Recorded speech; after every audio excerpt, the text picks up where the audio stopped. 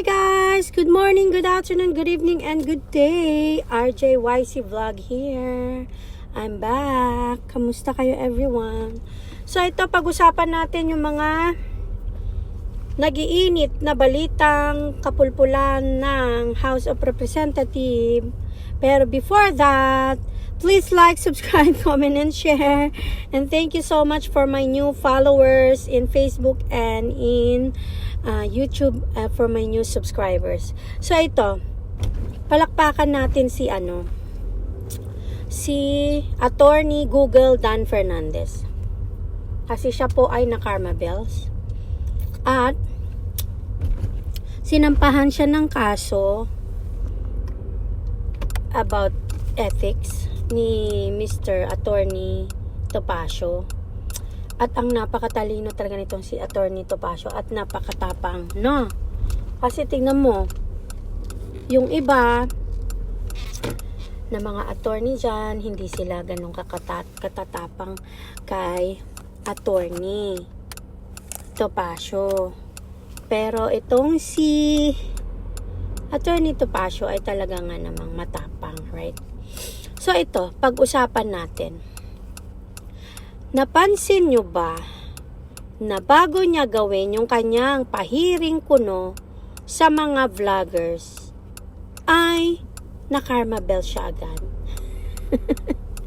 Hindi pa man niya nagagawa yung gusto niyang gawin sa mga vloggers na supilin ang kanilang at sagkaan ang kanilang freedom of speech, ay na-karma bells ang lolo nyong Attorney Google. So yun, di ba? Sometimes ang karma mabilis, sometimes mabagal ang lakad, sometimes it takes time, pero dumarating pa rin. So yan yun. At least hindi natutulog ang mga attorneys at mga nagmamasid sa mga kapulpulan at kakupalan ng mga kupal dyan sa House of Representatives na mga quadcom, tuwadcom at lahat ng com na yan, right? Ayun. So, I would say na congratulations, Attorney Google. Ayan. So ito, ang isa pa. Actually, wag na nating babaran yung si Attorney Google Fernandez kasi alam naman natin na yung mga gagawin nila sa kanilang pahiring sa mga vloggers ay sa mga pro Dutertes lang yan. Sa mga vloggers sa mga Dutertes. Yan lang ang ibubuli nila dyan. Pustahan tayo. Makikipagpusta ako sa inyong lahat kapag kamali ako. Kasi for sure, ang ibubuli lang nila dyan at ang aanuin nila dyan, aalipustahin, ipapahiya at baka makontempa ay ang mga pro-Duterte vloggers. Pero yung mga vloggers ni Bangag at ng mga vloggers nang naniniwala sa tiwali kay Tambanakaw at sa mga trolls na iba ay hindi yan sila ipapahiya. Kasi mga tropa nila yan kumbaga tao nila, mga bata nila, right? So wag nyo na ang asahan na magkakaroon ng patas na pagdinig dyan. Dahil yan na ang reputasyon na meron ang tuwadcom. At pinalitan, ginawang tricom. Anong try-ko mga pinagsasabi nila dyan ay same pa din naman yung mga tao. So tuwadcom pa rin yung mga yan. Huwadcom pa rin. Hindi pa rin mababago. Kasi binigyan nila ng reputasyon ang 19th Congress at ang yung mga membro ng tuwadcom na wala sa hulog, hindi patas, mambubuli, power tripping, mayayabang, ano pa ba? At hindi marunong sa batas, yan ang pinaka-importante, dunong-dunungan, boploks pala sa batas. Yan ang reputasyong iniwan nila sa taong bayan, kaya kahit na paulit-ulit silang maghiring ng kung ano-ano dyan, ay ganyan pa rin ang lalabas na reputasyon nila. And every day, sila ay sumisikat lang ng sumisikat sa mga kalokohang ginagawa nila. Right? Anyways, hindi naman magpapa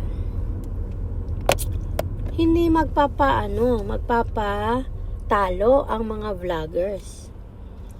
And I've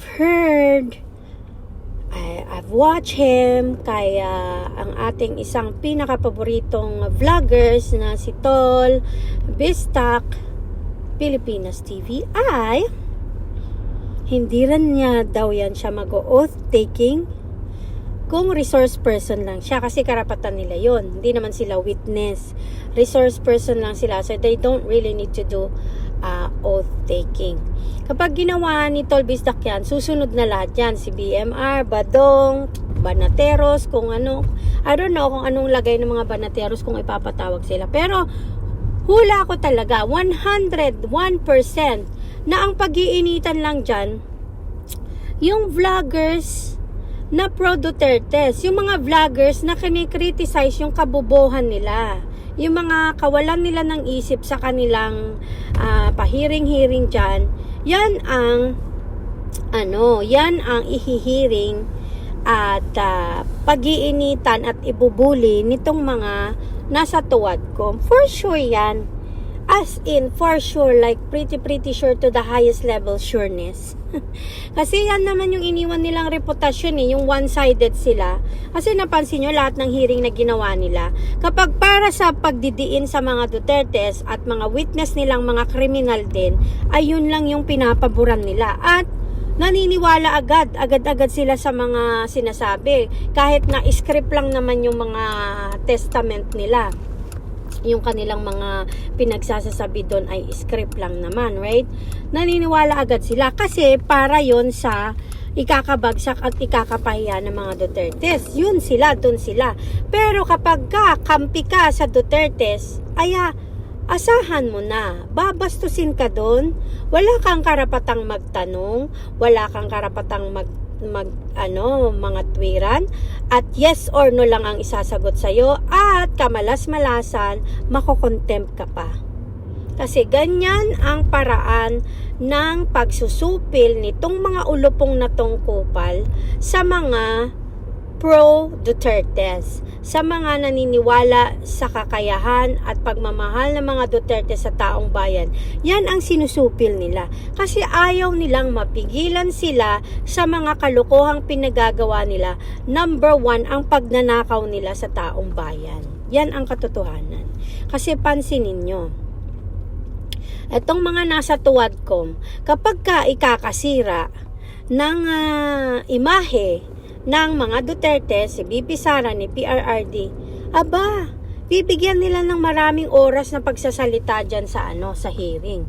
Pero kapag makakabuti o ikagaganda ng imahe ng mga Dutertes, hindi ka pagsasalitain. Kulang na nga lang palabasin ka na kahit nandun ka. Tapos wala ka pang ang nasasabi, iko-contempt ka pa. Tapos iduduro-duro ka, ibubuli-buli ka, at ipapower trip ka nila. Ganyan ang ginagawa ng tuwadkom. So, kailangan imulat natin yung mga mata natin sa ganyang katotohanan. It's a fact. It happens. It happens many times. They've been doing it since they started their stupid nonsense hearing na inuubos lang nila yung pera ng taong bayan at paulit-ulit nilang ginagawa yung mga hearing na yan para siraan ang mga Dutertes. Pero nakikita nyo ba kung ano ang dahilan kung ba't nila ginagawa yan? Kasi nga, ayaw nilang mabuking sila sa kanilang mga kalokohang pagnanakaw dyan sa pera ng taong bayan. At tingnan nyo ano nangyari. O diba, nabuking sila sa kanilang trilyon na pagnanakaw, bilyon, trilyon na pagnanakaw dyan sa sa budget ng Pilipinas. Nakita nyo ba kung anong ginawa nila, right? So, dyan pa lang, malalaman nyo na talaga kung gaano kasasama itong mga tao na to. Okay, I'll get this. So, wag tayong magpapabulag. Tayong mga Pilipino na mulat ang mata, na nakikinig, nanonood, nagbabasa at kung ano-ano pang mga paraan para makita natin ang kalokohan nitong mga nasa tuwadkom at mga kasabwat ni Tambanakaw at ng Bangag Admin. Kasi hanggang ngayon, dinideny pa rin nila yung kanilang pagnanakaw dyan sa fill in the blank dyan sa BICAM. and buy scam na. So, tingnan nyo, sumagot itong si, anong pangalan nitong baitan na to? Stila. Kasi, steal, when you steal, you become Kim Buaya. So, siya si Stila Kim Buaya, ang bagong Secretary Chubanes ng appropriation bullshit. Oh, sorry. So, yun. 'Di ba? So, sabi niya, typo error daw. Alam mo itong babaitan na to, sobrang highest level na rin ang kaingutan niya at kawalan ng isip at utak. Hindi nyo malulokong taong bayan. Paano magta-typo yun? Hindi nyo pwedeng ipa-typo lang yun at ipagawa lang yun sa nag-type. Pera yan, figures of money. You need to type in a figures amount of money. Paano magkakaroon ng typo? Blanco. Ano, ugagan? Blanco. Maniniwala pa ako kung may amount of money there and then the money is either a little bit or more or whatever. Yan ang typo. Nakapag-type sila ng maling number o kaya isang number na palitan o dalawang number, yan, typo yan. Tanggapin nating typo. Pero yung blanco, like, are you kidding me? Hindi bobo ang taong bayan. Stella Kim Buaya. Huwag niyong ugagin ang mga tao. Okay? Huwag niyong masyadong karirin ang kawalan niyo ng utak. Buti pa nga ang dinakdakan, mas maraming utak.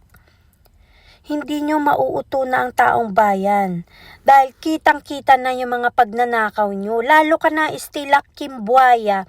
Ikaw ang number 1 na visible, na obvious ang pagtaas at pag-unlad ng buhay mo.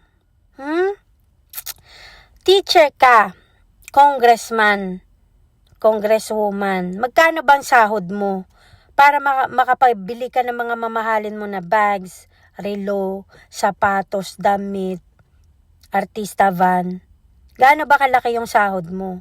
So kung gaano ka nakatagal dyan sa kongreso, ganyan ka na rin katagal nagnanakaw dyan sa pera ng taong bayan. Di umano.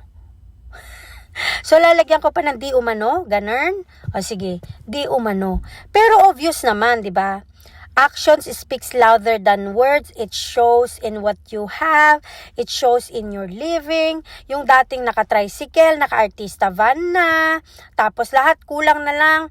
Pati kutsara, tinidor, kaldero, upuan, lahat-lahat. Puro Q. Ang ginawa nyo dyan sa Marikina ay inangkin nyo na lahat. FYI, ipapaalala ko lang sa inyo kung nakalimutan nyo, kayo po ay empleyado ng taong bayan. Pasahod kayo ng taong bayan. Hindi nyo pag-aari yung mga places na kinasasakupan nyo as representative of, as congresswoman or congressman. Kayo ay empleyado ng taong bayan. Okay? Hindi kayo ang boss. Hindi kayo employer. You are employees. Your employer are the Filipinos because the Filipinos are paying your sahod. Nakukuha nyo ang sahod nyo galing sa taxpayers ng mga tao. Paalala ko lang kasi mukhang nakakalimutan nyo na parang ang taong bayan pa ang may utang na loob sa inyo para pagsilbihan sila. No, you were sitting there in your positions because people, put you in there. They voted for you guys because they think you're gonna make their life better. So, empleyado kayo, hindi kayo employers at hindi rin kayo boss. Paalala ko lang, ha? Baka kasi nakakalimutan nyo lang, okay? So ito, yung mga nagpapalusot pa sa buy scam, wag na kayong magpalusot kasi obvious na kayo. Kasi meron merong kapalit na parusa ang pinagagawa nyo. At kahit kailan, hindi masayang maglakat at i-flaunt, ipagyabang ang kung anumang material na bagay na meron kayo na galing sa nakaw, galing sa masama. Hindi nakaka-proud yan. At hindi lang nakaka-proud, walang genuine, walang totoo, walang tunay na happiness yan. Kasi hindi mo pinaghirapan eh. Actually, naghihirap nga yung taong bayan habang ginagawa mo yan. So, hindi mo pinaghirapan, nag-iwan ka pa ng mga taong mahihirapan. So, paano ka sasaya? Walang totoong kasiyahan yan. Panandalian lang yan. Pag at the end of the night, you'll be like staying in bed and thinking, what have I done to myself, to my family, to my country? What have I done to millions of Filipinos for me to have these material things in my life? Anong ginawa ko? Sino-sino ang mga pinahirapan ko para makuha ko yung mga luhong meron ako? Yan yun. Yan ang dapat na itanim nyo sa isip nyo kung meron, sa utak nyo kung meron, at sa puso nyo kung meron man kayo niyan. Buksan nyo yung mga mata nyo at puso nyo at magbulay-bulay kayo.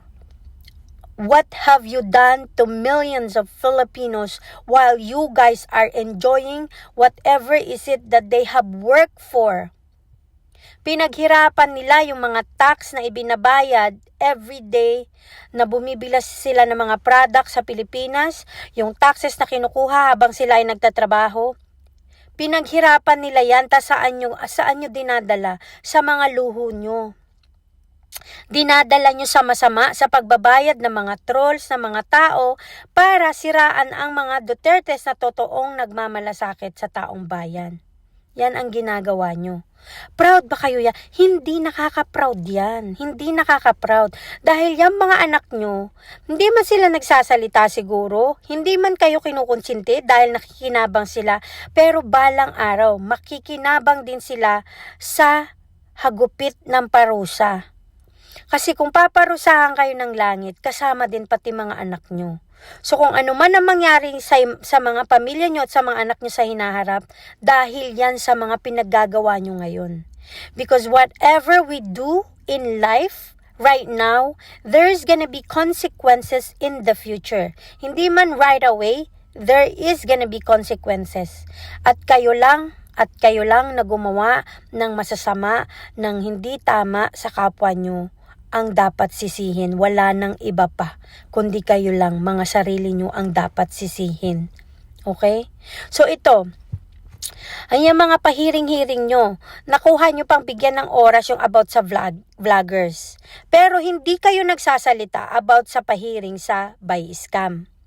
Hindi kayo nagsasabi na oo nga. Samantalang kung makadikdik kayo ng todo, wagas to the highest level dikdik at paninira kay VP Sara sa kanyang confidential funds na hindi na kayo nakamove on, kahit na binigyan naman na ng COA ng unmodified result o unmodified na resulta at grado, dahil okay naman yung paggamit niya sa confidential funds at na-clear siya, hindi pa rin kayo makamove on. Sinisira-sira nyo pa rin siya kasi alam na this, yung pala yun. Kasi ayaw nyong mabuking ng taong bayan yung totoong sinasabi ni VP Sara na nag-i-insertion kayo, illegal na insertion pagdating sa GAA. Yun ang sinasabi ni VP Sara, na iba ang amount sa BICAM tapos nag-iiba na pagdating sa GAA. O, di ba na-booking kayo? So, yun talaga ang reason kung bakit nyo sinisiraan ang mga Dutertes, dahil gusto nyong magpatuloy lang yung mga kawalangyaan nyo sa mga Pilipino. Yung mga pagnanakaw nyo sa pinaghirapan ng taong bayan. Yan ang totoo, kaya nyo sila inaalis. Tapos ngayon may parali-rali kayong impeach para kay VP Sara. Si VP Sara pa rin, hindi kayo nakamove on, pero yung sa BICAM, hindi nyo impeach yung mga dyan, yung mga nagnakaw dyan. Sino ba ang mga dapat? Kailangan ko pa ba sabihin sa inyo kung sino yung mga yun? Obvious na obvious, kayong mga pumirma dyan. Kayo ay mga kawatan, magnanakaw kayo, nakakahiya kayong ipagmalaking mga Pilipino. Na kumbaga itatakwil na namin kayo. Kaming mga Pilipino, itatakwil na namin kayo. Dahil kahiyan kayo ng bansang Pilipinas. Kayo ay mga Judas. Kayo ay mga kagaya ni Judas Iscariot, si ano yan? Yung nanghudas sa Panginoong Hesus. Kayo ay mga Judas. Okay? Kaya, hindi nakaka-proud yung mga pinagagawa nyo. Kaya itong mga pahiring-hiring nyo sa vloggers, hindi rin uli kayo magtatagumpay dyan. I-expose nyo na naman yung mga sarili nyo at mas lalo nyo lang ilulubog ang political career nyo. Yun ang katotohanan. Okay? Let's just face the facts. That's what gonna happen. The more na dinidikdik nyo ang kabutihan, mas lalo naman kayong ibinabaon ng katotohanan at ng kabutihan. Dahil ang kasamaan kahit kailan hindi yan magtatagumpay. Let's face it, hindi magtatagumpay ang kasamaan. Dahil ang kasamaan laging may hangganan. Sa umpisa lang kayo nag-i-enjoy. Pero kapag kabayaran na, iyak kayo. Hindi lang iyak, palahaw na iyak. At hindi lang palahaw na iyak dahil hindi lang kayo ang magsasuffer because from the 10th generation sa mga apo at kaapo-apuhan nyo, sila rin ay magsasuffer. And that is on your hand. You did it to your family. You did it to your kids. So kung nabubuli man sila sa school ngayon, that is because of what you have done to people, what you have done to all the Filipinos, what you have done to your country. So, deserve nyo kung ano man yung ihatol na parusa sa inyo balang araw. Okay? Yan lang masasabi ko. Kaya wag kayong yayabang-yabang tuwad ko at kayong mga magnanakaw, meron ding katapusan niya mga pinaggagawa nyo. Merong katapusan lahat ng mga pambabalahurang ginagawa nyo sa taong bayan. Kaya wag kayong magpapakasiguro, magpakasaya kayo, pero ang gaba, dili yun magsaba. Okay? Anyways, mag-usap ulit tayo. And again, thank you. This is RJYC Vlog. And nakikiusap ako sa mga magnanakaw. Parang awa nyo na, tigilan nyo na ang pagnanakaw sa pera at pinaghirapan ng mga Pilipino. Utang na loob, nakarami na kayo ng ilang taon. Lumayas na lang kayo sa Pilipinas at pakinabangan nyo yung pera ngayon habang wala pang nagsasampa ng kaso sa inyo. Dahil kapag nasampahan na kayo ng kaso, wala na. That's it. Lahat ng money na nadekwat nyo, babawiin yan ng taong bayan. Maniwala kayo sa sinasabi ko. Dahil may karma at may katumbas na parusa ang kasamaang ginawa nyo sa kapwa nyo. Okay? Again, this is RJYC Vlog. Thank you for listening. God bless everyone. Bye-bye.